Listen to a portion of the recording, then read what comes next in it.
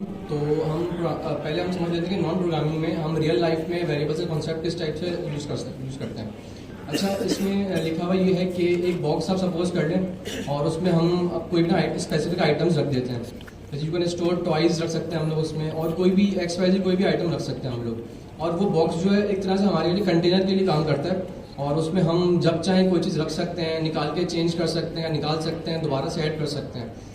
ये इसी तरीके से प्रोग्रामिंग में भी यही होता है कि हम एक वेरिएबल बनाते हैं, एक तरह से हम एक बॉक्स या कंटेनर बनाते हैं और उसमें हम अपना जो भी इंपॉर्टेंट डेटा है वो उसमें रखते हैं हम लोग। जैसे नंबर्स हो गए, टेक्स्ट हो गए, जब कोई भी कॉम्प्लेक्स आइटम्स हो गए, एरेज वगैरह हो गए, तो वो हम उसमें रख सकते हैं। और वो जो भी हमारा डेटा है वो एक तरह से कंप्यूटर की मेमोरी में सेव हो जाता है, और हम चाहें तो बाद में उसको चेंज भी कर सकते हैं या डिलीट भी कर सकते हैं, या उसमें और एक्स्ट्रा आइटम्स ऐड भी कर सकते हैं। तो प्रोग्रामिंग में इसका ये कॉन्सेप्ट होता है। एग्जाम्पल भी दी हुई है, पिक्चर दी हुई है, एक मेन बॉक्स होता है, उसमें 8 से 10 बॉक्सेस होते हैं, और हमें पता होता है कि हमने किस बॉक्स में कौन सा आइटम रखा है। इसी तरीके से हम प्रोग्रामिंग में भी यही करते हैं, हम डिफरेंट 10-12 वेरिएबल्स बना लेते हैं, और अपने हिसाब से जो भी डेटा हम रखना चाह रहे हैं उसके हिसाब से डेटा हम उस वेरिएबल में पुट कर सकते हैं, ताकि जब हम उनको यूज़ करें तो हमें आइडिया हो जाए कि हम क्या चीज़ रन करना चाह रहे हैं या कौन सा डेटा हम यूज़ करना चाह रहे हैं। In programming, a variable is used to store data that can be changed throughout the execution of a program. मतलब अब इसमें ये कॉन्सेप्ट है कि हम वेरिएबल्स को ना एक स्पेसिफिक नेम दे सकते हैं। अब हम नेम देते क्यों हैं? अब मिसाल के तौर पर अगर हम 5-6 वेरिएबल्स बना रहे हैं तो हम सबको ना एक स्पेसिफिक नेम दे देते हैं कि जब हम उस वेरिएबल को यूज़ करें तो हमें आइडिया हो जाए। या जैसे हम एक एग्जांपल ले लेते हैं कि हम एक वेरिएबल बना रहे हैं जिसमें हम सिर्फ कलर्स को स्टोर करना चाह रहे हैं, तो हम वेरिएबल के नाम रख देंगे कलर्स, ताकि जब हम बाद में देखें जैसी वेरिएबल के नाम पढ़ें हमें आइडिया हो जाए कि हाँ यार, इस वेरिएबल के अंदर जो है कलर्स रखे हैं हमने। उसी हिसाब से हम जो भी कंटेंट रखना चाह रहे हैं उसको अपने हिसाब से हम नेम दे सकते हैं, ताकि बाद में हमें आसानी हो और बाद में कंफ्यूजन ना हो हमें कि हमने क्या रखा है उसके अंदर। ऐसा ना हो कि हमने वेरिएबल का नाम रखा है बॉक्स या कुछ XYZ नाम रख दिया और उसके अंदर कंटेंट हमने रखा हुआ है कलर्स का, तो बाद में फिर हमें ही मसला होगा यार कि जब हम कोड रन कर रहे होंगे, जब हमें कलर्स चाहिए होंगे तो हम ढूंढ रहे होंगे, सारे वेरिएबल्स चेक कर रहे होंगे कि इसमें कौन सा डेटा रखा हुआ है। तो हम अपनी आसानी के लिए अपने हिसाब से जो हम कंटेंट रखना चाह रहे हैं उसके हिसाब से हम नेम देते हैं वेरिएबल को।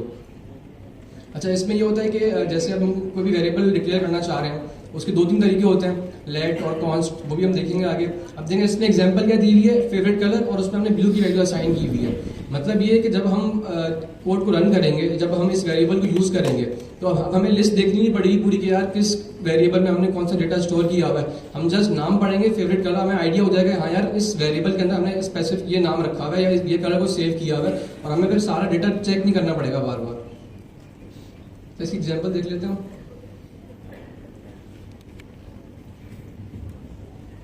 अच्छा देखिए, एग्जाम्पल से पहले हम थोड़ी सी चीज़ डिस्कस कर लेते हैं कि हम वेरिएबल डिक्लेयर करते हैं, क्यों वेरिएबल डिक्लेयर करते हैं, क्यों वेरिएबल्स का मेन पर्पस क्या है हमारे पास, क्या करते हैं वेरिएबल्स? कुछ को पता, सबको नहीं पता।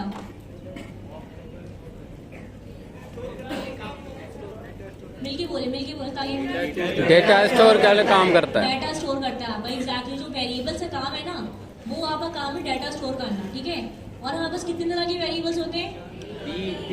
4। किसने बोला? कौन ये 4 वाला? क्यों हो, कोई चौथा कौन सा है? अच्छा, गलती से बोल दिया। कोई बात। अच्छा, मेरा आप लोगों ने ठीक कहा कि वेरिएबल कितने टाइप के होते हैं? 3 टाइप के होते हैं। कौन कौन से होते हैं? नहीं, एक मिनट, बूलियन किसने बोला?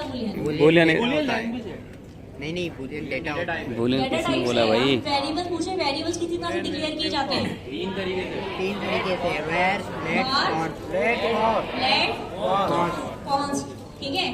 तो अब तक हम लोग जो है पहले जब ES6 मतलब जब जावास्क्रिप्ट बना था ना, तभी से जो है ना var आ गया था हमारे पास।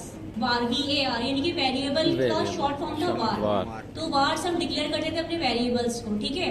तो अब var का मसला ये है कि var जो है वो ग्लोबली भी काम करता है, लोकली भी काम करता है, ब्लॉक स्कोप के बाहर भी काम करता है, ब्लॉक स्कोप के अंदर भी काम करता है, ठीक है। और var जो है वो रीअसाइन भी हो सकता है, रीवैल्यू भी हो सकता है, ठीक है। तो हमें जो var के साथ ना बहुत सारे प्रॉब्लम से कि हमारी प्रोग्रामिंग ऐसी तैसी हो जाती थी प्रोग्रामिंग की, समझ रहे हैं आप लोग। तो var में इस तरह के इशूज आते थे हमारे पास। तो फिर ये डिसाइड हुआ, न्यू एडिशन हुआ हमारे पास 2 चीज़ों के। एक हमारे पास क्या चीज़ का एडिशन हुआ यहाँ पे? लेट का हुआ, और एक किसका एडिशन हुआ हमारे पास? कॉन्स्ट का एडिशन हुआ हमारे पास, ठीक है। 2 क्या एडिशन हुआ हमारे पास? लेट and और कॉन्स कंडीशन हुआ हमारे पास, ठीक है। अब लेट का काम क्या है, लेट क्या करते हैं, वो वैल्यूज को रीअसाइन करता है, यानी कि लेट जो होते हैं रीअसाइनेबल होता है, और जो कॉन्स होते हैं वो क्या होता है, नॉन रीअसाइनेबल होता है। यानी कि मतलब ये हुआ कि आपने एक वेरिएबल बनाया लेट के नाम से, जैसे कि यहाँ पे हमारे पास एग्जांपल में गिवन है, कहाँ गया, देखिए यहाँ पे हमारे पास एग्जांपल में गिवन है, इसने बोला कि let favourite colour is equals to blue. अब जैसे कि अहमद ने बोला कि भाई आप जो काम आप कर रहे हो ना, जो डाटा स्टोर करवाना है आपको, आप उसी हिसाब से, उसी कन्वेंशन के हिसाब से जो है ना वो रखो, क्या रखो, वेरिएबल का नाम रखो। कितना बड़ा नींद आ रही है यार, मुंह इतना बड़ा खोल लिया जमाई से, ऐसे कैसे नींद क्यों आ रही है इतनी, आप इतनी एक्टिव क्लास में नींद कैसे आ सकती है। बहरहाल कोई बात नहीं, इंसान है, नींद आ सकती है, इट्स पार्ट। आप सब ढूंढेंगे कौन है बंदा स्कूल नींद आ रही है ना, सब ढूंढेंगे बंदे को। बहरहाल देखिए, अब आपका क्या है, लेट फेवरेट कलर, लेट हमने यहाँ पे यूज किया, ठीक है। और हमने पढ़ा लेट जो है वो रीअसाइनेबल है। लेट क्या है हमारे पास, रीअसाइनेबल है। क्या रीअसाइन कर सकते हैं उसके अंदर, हम वैल्यू रीअसाइन कर सकते हैं। अब लेट फेवरेट कलर हमने लिखा ब्लू, ठीक है। और हमने क्या किया, हमने इसको कंसोल करवा दिया, ठीक है। अभी हम प्रैक्टिकल करके भी देखेंगे, पहले हम यहाँ समझते हैं ताकि हमारे कॉन्सेप्ट क्लियर हो। हमने क्या किया, इसको हमने प्रिंट भी करवा दिया कंसोल करके। फेवरेट कलर हमारे पास क्या आएगा जब कंसोल करेंगे तो ब्लू, क्या आएगा रिजल्ट में, ब्लू ब्लू आएगा ना, क्योंकि ब्लू लिखा है हमने यहाँ पे, ठीक है। अब हमने क्या किया, ठीक है, अब changes the value of favourite colour to green. अब मैंने कहा कि नहीं, मुझे जो है अब मेरा फेवरेट कलर जो मुझे डालना है वेबसाइट को ग्रीन डालना है, ठीक है। तो मैंने क्या किया कि फेवरेट कलर लिखा इज इक्वल्स टू क्या कर दिया मैंने, ग्रीन कर दिया। यानी कि मैंने जो वैल्यू है, देखें ये जो ब्लू और ग्रीन है ना, ये क्या है आपकी वैल्यूज है, ठीक है। तो हम वैल्यू को रीअसाइन कर सकते हैं, यानी कि वेरिएबल का नाम है let favourite colour as it is आ गया, और आपने वैल्यू रीअसाइन कर दी, यानी ब्लू से आपने वैल्यू क्या कर दी, ग्रीन। अगर अब मैं कंसोल डॉट लॉग करूंगी तो मेरे पास क्या प्रिंट होकर आएगा, ग्रीन आएगा। ब्लू क्यों नहीं आएगा, क्योंकि वैल्यू चेंज कर ली हमने, क्योंकि हमने उसको रीअसाइन कर दिया, ठीक है। तो लेट के अंदर हमारे पास बेनिफिट ये होता है कि लेट के अंदर जो है हम लोग वैल्यू को रीअसाइन कर देते हैं अपने पास, ठीक है। ये यहाँ तक क्लियर है आपको, यस, ठीक है। अब जैसे यहाँ पे हमारे पास एग्जाम्पल में भी दिया हुआ है, ये कह रहा है कि let favourite colour is equals to blue, console print करवा दिया उसे फेवरेट कलर, ठीक है। यानी कि हमने फेवरेट कलर को किस में स्टोर करवा दिया, हमने अपने डाटा को स्टोर करवाया हमने वेरिएबल के अंदर, वेरिएबल का नाम रखा हमने फेवरेट कलर, ठीक है। उसके बाद हमने क्या किया, दोबारा से हमने बोला अब लेट नहीं लिखा हमने, क्योंकि हम उसको फेवरेट कलर को रीअसाइन करवा रहे वैल्यू। फिर हमने लिखा favourite colour is equals to green, यानी कि अब जो मेरा कलर होगा फेवरेट कलर जो अब मुझे वेबसाइट में है वो ग्रीन लेना है इंस्टेड ऑफ ब्लू। तो फिर मैं जब कंसोल डॉट लॉग करूंगी तो क्या आएगा मेरे पास, ग्रीन आएगा। तो यहाँ पे देखें दोनों आ गए, ब्लू ग्रीन दोनों आ गए, क्योंकि दोनों में हमने क्या लगाया हुआ है, कंसोल लगाया हुआ है। अगर हम ऊपर कंसोल ना लगाते और नीचे देखते तो नीचे फिर हमारे पास ग्रीन ही आता, ब्लू ना आता, ठीक है। आप लोग ये कॉन्सेप्ट समझ गए यहाँ तक, यस, ठीक है।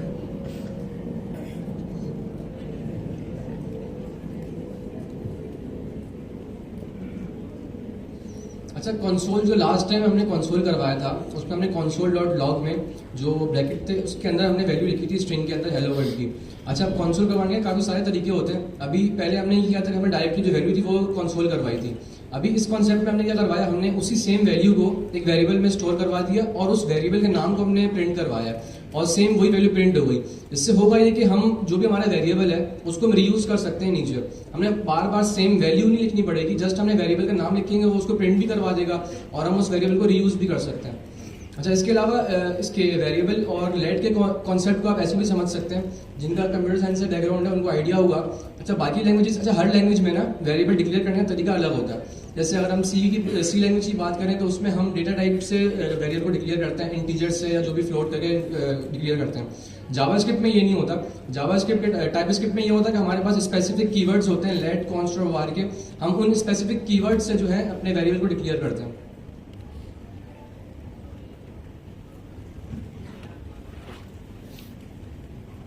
प्रोग्रामिंग में क्या चीज है,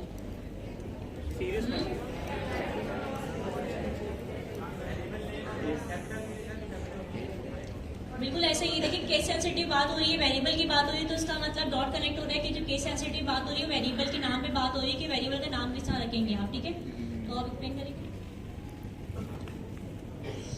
अच्छा, केस सेंसिटिव से ये है कि अगर हम कोई भी हमने वेरिएबल डिक्लेयर किया, जैसे कैमिल एग्जांपल दी है कैमिल केस की, इसमें हमने जो केस का सी है वो कैपिटल रखा हुआ है और अगर हम इसको कंसोल करवाना चाहें, रीयूज करना चाहें, और वहाँ पे अगर हमने स्मॉल सी लिख दिया तो उसको पिक नहीं करेगा, बिकॉज केमिकल इसमें केस सेंसिटिव है टाइप स्क्रिप्ट। तो हमें जिस नेम से हम वेरिएबल बना रहे हैं, जो हम स्पेसिफिक नेम रख रहे हैं, हमें सेम वही नेम रखना पड़ेगा।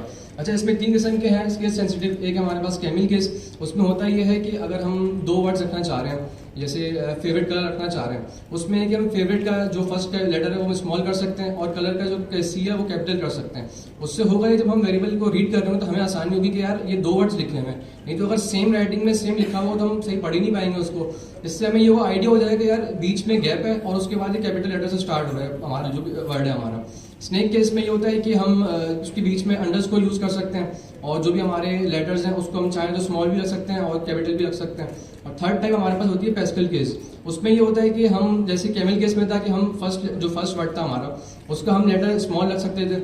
इसमें ये है कि हम फर्स्ट लेटर कैपिटल रख सकते हैं, और अगर 3-4 वर्ड्स यूज कर रहे हैं हम लोग वेरिएबल के नेम में, या 2 यूज कर रहे हैं, तो हम दोनों का फर्स्ट लेटर कैपिटल कर सकते हैं।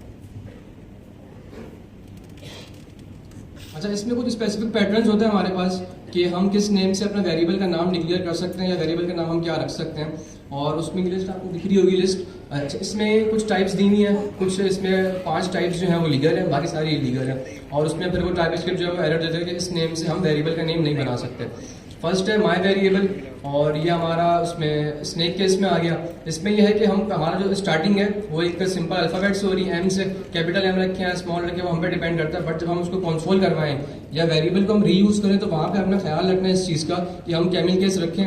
ऐसा ना हो कि हम उसका एम स्मॉल रखें तो फिर वो एरर दे देगा, बता देगा कि भाई इस नेम से वेरिएबल डिक्लेयर हुआ ही नहीं है कोई। सेकेंड है हमारे पास डॉलर माई वेरिएबल। अच्छा, ये भी हमारे पास लीगल है। अच्छा, इसमें ये है कि जो हमारे अल्फ़ाबेट्स हैं उससे हम वेरिएबल का नाम रख सकते हैं। इसके अलावा हमारे पास स्पेशल कैरेक्टर्स होते हैं, जैसे कि हैश वगैरह होते हैं, इससे हम डिक्लेयर नहीं कर सकते, वो एरर दे देगा। सिर्फ 2 हमारे पास कैरेक्टर्स ऐसे हैं जिससे हम वेरिएबल डिक्लेयर कर सकते हैं, एक है हमारे पास डॉलर और दूसरा है अंडरस्कोर। इसके अलावा हम कोई भी यूज़ करेंगे, हैश, परसेंटेज, प्लस, माइनस, @ उन सबसे वो हमारा वेरिएबल जो डिक्लेयर नहीं होगा वो एरर दे देगा उसमें हमें। इसके अलावा किसी भी नंबर से हम वेरिएबल डिक्लेयर नहीं कर सकते, वो इसमें एरर दे देगा।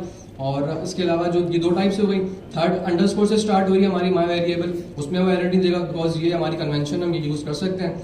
फोर्थ हमारे पास गिवन है माई वेरिएबल एग्जाम्पल, और उसमें भी यही है कि हमने 3 वर्ड्स रखे हुए, और इसमें यह है कि हमने फर्स्ट लेटर जो है माई, उसका एम कैपिटल रखा हुआ है, फिर हमने अंडरस्कोर लगाया। तो अंडरस्कोर हमने इसलिए लगाया है ताकि जब हम इस वेरिएबल के नेम को रीड करें तो हमें आसानी हो और हम समझ जाएं कि हम आराम से पढ़ लें माई वेरिएबल एग्जाम्पल। अगर हम यहाँ पे अंडरस्कोर यूज नहीं करेंगे तो हमें इसको पढ़ने में इशू होगा और हमें समझ नहीं आएगा हमने लिखा हुआ क्या है इसमें। इसके अलावा हम इसको केमिकल केस भी यूज कर सकते हैं, जहाँ पे हमने अंडरस्कोर बार बार हमें कंपाइल करना पड़ता है टीएससी करके, ऐसे ही है ना। Yes, जब भी हम कोई भी चीज कर रहे हैं तो आप एक काम करेंगे, आप अपने पास अगर TSC-W कर देंगे ना, तो आपको बार बार क्या करना पड़ेगा, कंपाइल करना नहीं पड़ेगा। ठीक है, वो ऑटोमेटिकली जो है ना आपका कंपाइलर चलता रहेगा। ठीक है, यहाँ पे हमने क्या किया, इस वाले डबल क्लिक से एक और हमने वो खोल लिया पावर शेल का, पावर शेल खोल लें, नोट खोल लें, या CMD जो आप बदल से आप खोल सकते हैं। तो ये देखिए यहाँ पे आपको एरर नजर आ गया लेट के बाद। ठीक है, ये एरर क्या बता रहे हैं कि आप जो है क्या कर सकते हैं, आप इसको ऐसे स्टार्ट नहीं कर सकते। ठीक है, एरर वॉचिंग फाइल, एक एरर आ गया यहाँ पे। ठीक है, इलीगल हो गया। अब लीगल बताओ मुझे कोई, डॉलर कर दूं, बड़ा डॉलर याद आ रहा है सबको, आएंगे। अब जैसे डॉलर किया देखो यहाँ से एरर गायब हो गया आपने। ठीक है, एरर यहाँ से आपके पास गायब हो गया। ठीक है, अब और बताए इलीगल बताया कोई, 1 कर देती हूँ मैं। ठीक है, अब जैसे ही 1 किया तो देखिए यहाँ पे एरर आ गया हमारे पास, ऑन द स्पॉट चीजें चल रही है हमारे पास। और देखिए फायदा ये हुआ TSC-W का फायदा क्या हुआ कि आपको जो है ना बार बार कंपाइल करने की नीड नहीं हुई, वरना मैं क्या करती, हर एक चीज टाइप करती और नीचे जाए कंपाइल करती, फिर मैं उसको रिजल्ट देखती उसका। तो आपके लिए फायदा होगा कि आपका जो है साथ साथ आपका कंपाइलर चलता रहेगा। ठीक है, TSC-W करने से आपका जो कंपाइलर है साथ साथ चलता रहेगा, तो एरर साथ साथ आपके नजर आते रहेंगे आपको। सही। इसके बाद हमने एक पढ़ा था कैमल केस। कैमल केस में क्या होता है, जैसे हमने नेम लिखा। अच्छा, एक और चीज मैं आपको बताऊं कि आप जो है ना वेरिएबल डिक्लेयर नहीं कर सकते, वार के नाम से वेरिएबल डिक्लेयर नहीं कर सकते। आप जो है एनी के मतलब नाम से डिक्लेयर, कुछ नाम ऐसे है कन्वेंशन के नाम से वेरिएबल डिक्लेयर नहीं कर सकते। जैसे मैं यहाँ पे लिखूँ वार इक्वल्स टू, तो ये देखिए यहाँ पर भी जो है ना एरर आ गया। ठीक है, तो मैं जो हूँ अपने वेरिएबल को वार से डिस्क्लोज नहीं कर सकती। ठीक है, अब और क्या रह गया हमारे पास, क्या चेक करना था हमने, और कैमल केस ना। तो हमने क्या लिखा, जैसे हमने लिखा फादर और N कैपिटल लिख के यहाँ कर दिया नेम। सही है, हम इस तरह भी कर सकते हैं और हम जो है लेट यूजर अंडरस्कोर नेम, हम ऐसे भी वेरिएबल बना सकते हैं। और लेट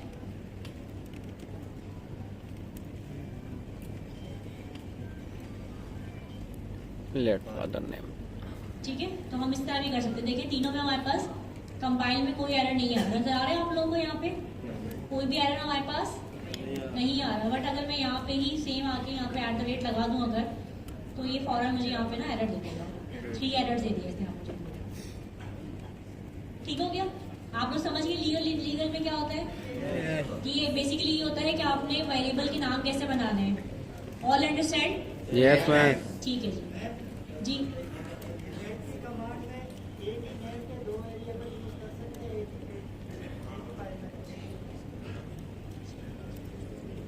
नेम सेम नहीं। देखिए अब मैं आपको बताती हूँ लेट का क्या मसला होता है। अभी हम लेट पे बात करते, लेट पे बात कर लेते। देखिए अब मैं यहाँ पे आगे मैं लेट क्या लिखा, let father name is equals to Mumtaz, मुझे नहीं पता कौन है लेकिन चलो लिख देती हूँ मुमताज। ठीक है, मेरे अब्बा का नाम नहीं है Mumtaz. Let father name is equal to Mumtaz. अब मैं देखिए मेरी बात सुने, अगर मैं इसकी वैल्यू को रीसाइन करवाती हूँ, फॉर एग्जाम्पल कि मैंने यहाँ लिखा father name is equals to, अब चेंज कर देते हैं फादर नेम। ठीक है, हम बिलाल कर देते हैं, ये भी उन्हें पता नहीं। ठीक है, तो यहाँ पे देखिए एरर कोई भी नहीं आया हमारे पास कंपाइल में, यहाँ पे कोई भी एरर नहीं आया। आ गया एक्सपेक्टेड एक्सप्रेशन का है, वो तो छोड़ दें, पहले का एरर है पहले से। ठीक है, ये देखिए अभी कोई एरर हमारे पास नहीं है। लेकिन अगर मैं क्या करूँ, मैं एक और दफा लेट कर दूँ,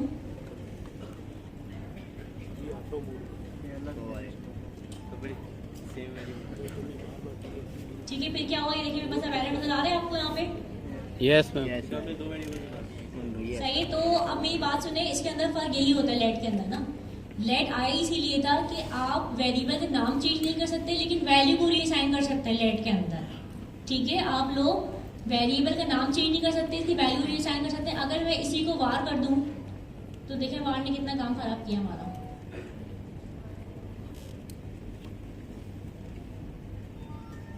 और ये देखिए ये चला गया सारा, फाउंड 0 एरर्स। यानी कि हमने क्या किया कि हमने सेम नाम पे हमने वो भी कर दिया, वेरिएबल पे साइन कर दिया सेम नाम का, सेम वैल्यू भी रखूं तब भी तकलीफ नहीं होगी, इसको कोई प्रॉब्लम ही नहीं है वार को।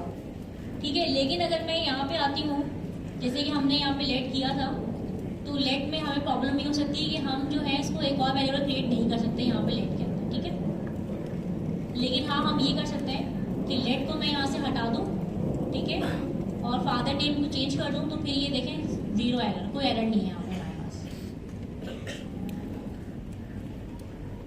क्लियर है सबको? Yes ma'am. जी, सवाल?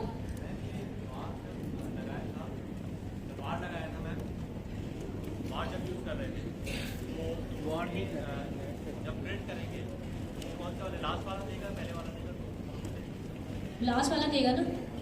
देखिए जो टाइप स्क्रिप्ट वैल्यू चेंज हो जाएगी, लैंग्वेज है ना, ये लाइन बाय लाइन चलती है। ठीक है, तो आपने अगर console.log नीचे लगाया है उसके, जैसे अभी हम यहाँ पे चेंज कर रहे हैं, फादर नेम हमने वेरिएबल वैल्यू दे दी, ठीक है, नीचे हम उसी वेरिएबल की जो है वैल्यू को चेंज कर रहे हैं। ठीक है, वार तो वही कर रहा था, वार भी एक तरह से वही वैल्यू को चेंज कर रहा था। नहीं वार वैल्यू को नहीं ना, वार तो उसी नाम का वेरिएबल बनाने की इजाजत दे रहे हैं ना आपको। ठीक है, लेकिन कंसोल से रन होगा ना ये। क्या अगर जैसे वार की मैं वही चीज हो रही है इस तरह से। सिर्फ फर्क ये है कि वो वेरिएबल को वार से असाइन कर रहा है, लेकिन काम तो वही हो रहा है। हाँ काम वही हो रहा है, लेकिन प्रॉब्लम इस तरीके से हो रही है। देखिए मेरी बात सुने, मैंने क्या बताया कि जब एक वेबसाइट डेवलप हो रही होती है ना, तो वेबसाइट को एक डेवलपर डेवलप नहीं करता, मल्टीपल जो आपके डेवलपर्स होते हैं ना, तो वो उस पर टीम एज अ टीम काम कर रहे होते हैं, तो सबके पास पोर्शन डिवाइड होते हैं। अब मैंने अगर नाम यूजर नेम रख दिया वार यूज करते हुए, और ये मेरे साथ डेवलपर है, ये जो है बैकएंड पे काम कर रहे हैं, ये दूसरी फाइल पे काम कर रहे हैं उसी प्रोजेक्ट के अंदर ही, और इन्होंने भी वैल्यू रख दी, मतलब जिस यूजर नेम रख दिया, और तीसरा जो बंदा है वो जिस दूसरी फाइल पे काम कर रहा है उसी सेम प्रोजेक्ट में, उसने भी वार यूजर नेम रख दिया। तो आप समझ रहे हैं कितना बड़ा कॉन्फ्लिक्ट हो सकता है इस चीज के लिए, क्योंकि प्रिंट तो वो होगा जिसने आखिर में काम किया होगा। तो वार इसलिए जो है ना हमारे लिए बहुत प्रॉब्लमेटिक हो गया था। तो मैंने तो बताया जब जावास्क्रिप्ट बनी थी ना, प्रीसीडिंग जब हुए थे जावास्क्रिप्ट के, तभी से जो है ना वार निकला था। लेकिन वार में इतने ज्यादा इश्यूज आए जिसकी वजह से उन्होंने न्यू एडिशन किस चीज का किया, उन्होंने ES6 में किया था या ES5 में किया था? ES6 में उन्होंने इशू किया था लेट और कॉन्स के बारे में। लेट और कॉन्स शुरू में थोड़ा प्रॉब्लमेटिक था लोगों के लिए क्योंकि वो अंडरस्टैंड नहीं कर पाते, लेकिन आपने देखा कि मैंने अगर सेम नाम से वेरिएबल क्रिएट कर दिया लेट लिख के, तो उसने फॉरन एरर दे दिया मुझे, तो आगे चलेगा ही नहीं, फॉरन एरर कर देगा। यानी कि अब 4 लोग या 6 लोग एक ही फाइल पे काम कर रहे हैं तो वेरिएबल वो सेम नहीं रह सकते अब तक। समझ आइए आप लोगों को? यस ठीक है।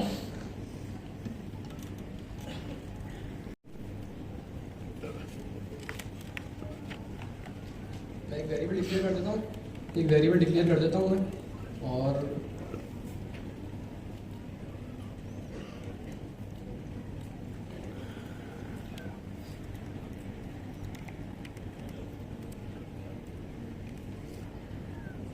उसकी वैल्यू को मैं आपको पहले उसको कंसोल पर लगा के दिखा देता हूँ ताकि आपको आइडिया हो जाए कि कौन सी वैल्यू को जो है वो प्रिंट करवा रहा है।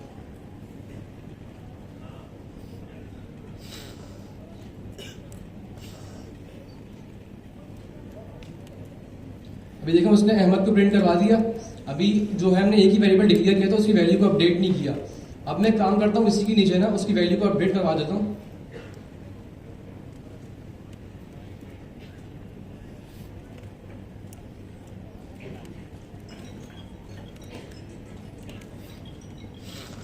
अब देखें उसने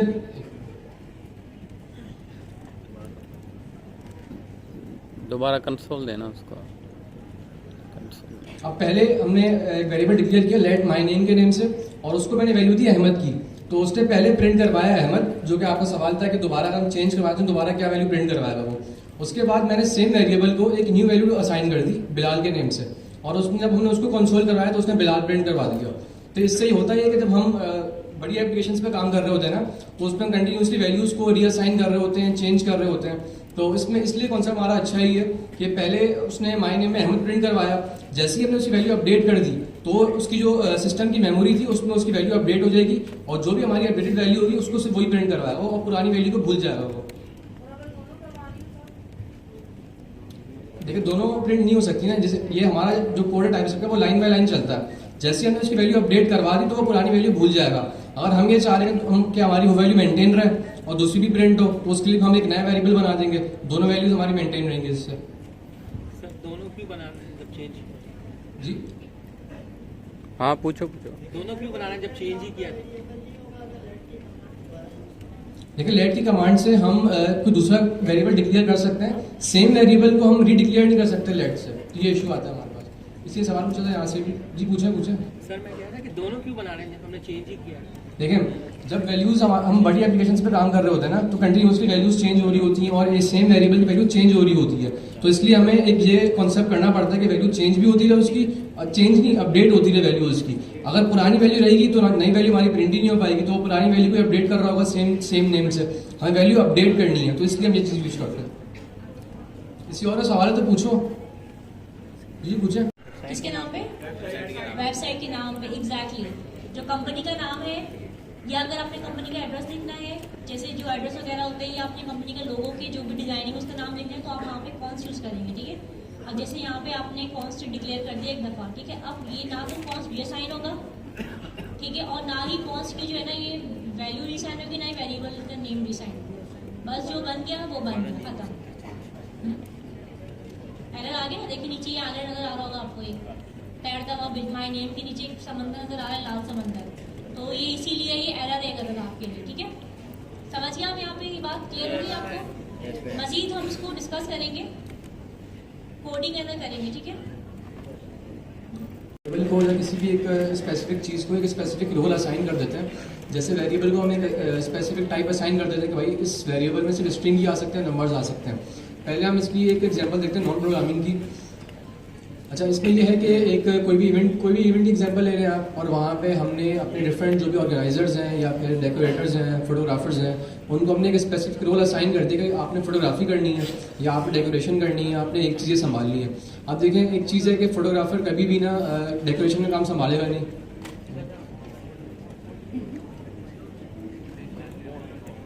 अब फोटोग्राफर जो है वो कभी भी एक डेकोरेटर का काम नहीं संभालेगा, और हम स्पेसिफिक रोल इसलिए असाइन करते हैं कि इसलिए सबकी ना स्किल्स अलग अलग होती हैं, सब इसमें किसी में स्पेशलाइज होते हैं, कोई किसी एक स्किल में स्पेशलाइज होता है। तो इसमें यह है कि हम एक जो भी एक बंदा है या जो भी एक वेरिएबल है उसको हमने यार एक टाइप असाइन कर दी, उससे होगा ये कि उसको पता लग जाएगा यार मेरे पास सिर्फ और सिर्फ स्ट्रिंग ही आ सकता है या मेरे पास सिर्फ नंबर्स ही आ सकते हैं, और ये नहीं है कि मुझे नंबर्स भी लेने पड़े हैं, स्ट्रिंग भी लेने पड़े हैं, और मिक्स जो भी है मिक्स जो कोड है मैं वो नहीं ले सकता। ये पहले देखिए हमने रियल लाइफ एग्जांपल, अब हम आते हैं प्रोग्रामिंग में। अच्छा पहले एग्जांपल देख लेते हैं हम। Asking a photographer to handle security would not be ideal because कि वो उसका काम नहीं है। अब एक फोटोग्राफर कोई भी सिक्योरिटी का काम नहीं कर सकता बिकॉज वो उसका काम ही नहीं है, उसकी स्पेशलाइज या उसकी जो स्किल्स हैं फोटोग्राफी की हैं। ये टाइपस्क्रिप्ट में भी यही है, हम जो भी वेरिएबल है उसको हम एक स्पेसिफिक जो टाइप है वो असाइन कर देते हैं कि आपके पास सिर्फ स्ट्रिंग का ही कोड आ सकता है या स्ट्रिंग की डेटा आएगा, वैल्यू आएगी और नंबर नहीं आएगा आपके पास। तो इसमें ये होता है हमें हेल्प हो जाती है थ्रू आउट द कोड कि हमें फिर बाद में मसला नहीं होता कि अच्छा इसमें ये होता है कि जैसे जावास्क्रिप्ट में होता है कि हम कोई और वैल्यू देते हैं तो वो एरर दिखाता नहीं है। टाइपस्क्रिप्ट में ये होता है कि जैसे ही हमने उसको टाइप असाइन कर दी स्ट्रिंग या नंबर जो भी, तो अब जैसे ही उसको हम अगर कोई एक अपोजिट वैल्यू देंगे ना तो हमें वो उसी वक्त दिखा देगा एरर कि यार ये एरर आ गया और हम इससे आगे प्रोसीड नहीं कर सकते। इससे होता है कि हम एरर्स टाइम पे पता लग जाते हैं हमें, और ज़्यादा कोड लिखने से आगे उस वेरिएबल को बाद में यूज़ करने से पहले या अगर हमने बहुत कॉम्प्लेक्स कोड लिखा हुआ है और हम बाद में अगर एरर मिलता है हमें मसला होता है कि वापसी ऊपर जाएं कोड में और हम देखें वेरिएबल कहाँ डिक्लेयर किया है हमने, कहाँ हमारा वैल्यू का इशू हुआ है। तो टाइपस्क्रिप्ट में ये होता है कि हम स्टार्ट में ही ना उसको एक टाइप असाइन कर देते हैं, हमें बाद में पर इशू नहीं होता, और वैल्यू हम इसको एक जो वैल्यू आती है उसको वही वैल्यू आती है जो हमने टाइप डिफाइन की हुई होती है उसकी।